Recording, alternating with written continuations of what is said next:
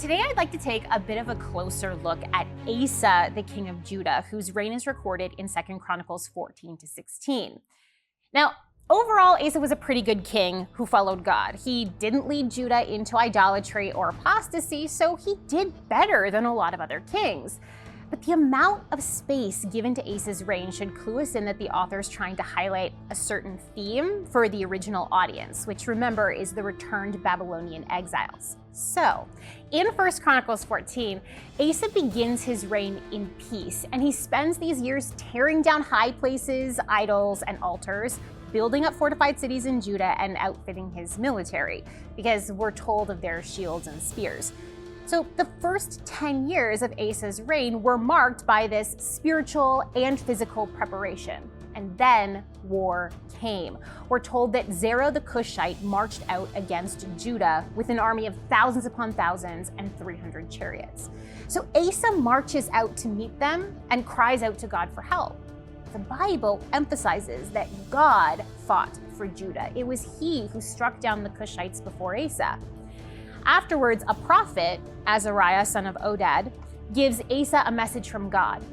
Now, there were many words given to Asa, probably, because he was a godly king, and the prophets of God were expected to work in the kingdom. So the fact that the author of the Bible chose to include this prophecy means that it's important to the point that the author is drawing out. So this prophecy begins, "The Lord is with you when you are with him. If you seek him, he will be found by you. But if you forsake him, he will forsake you." It then goes on to describe how following God brings peace, but forsaking God brings chaos. And it ends, "But as for you, be strong and do not give up, for your work will be rewarded." But what we see next should be a bit troubling to us. We see Asa go 150% for God. It seems like he's thinking to himself, oh, God is with us when we're with him, so we'll be the most for him that anyone has ever been or ever could be. He becomes overzealous. Asa assembles all of his people, including people who had come to him from the nation of Israel when they had learned of his faithfulness to God. Now, just as a side note here, this is really interesting because there must have been some hope that Asa would finally be the king to reunite the split kingdoms of Israel and Judah. We can see the threads of this hope throughout the tales of the kings. For example, it will be said in chapter 16 that Asa, though he removed the high places from Judah, wasn't able to do the same for Israel, which would be an odd thing to say if there wasn't a hope of him reuniting the kingdoms, because Israel wasn't technically under his kingship.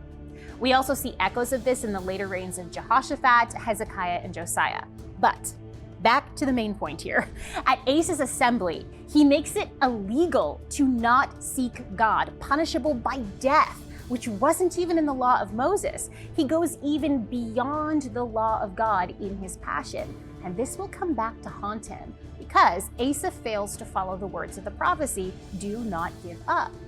Asa then experiences about 25 years of peace. And when war finally comes knocking on his door, he decides to pay the king of Aram to break a treaty and thus delay warfare. Now, it works, but Asa has had to pay for this out of the treasuries of the temple of God.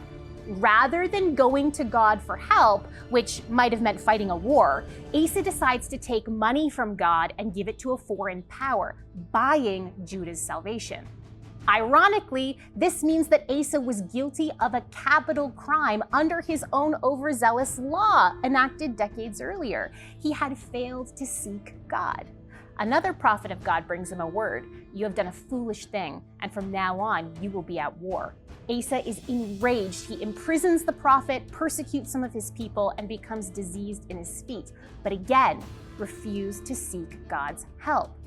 Asa began well, but allowed himself to be controlled by his passion. First, he overcommitted to God. He went beyond the words of the law. Then he overcommitted to his own anger, locking up the words of God in the form of the prophet and refusing to go to God for help.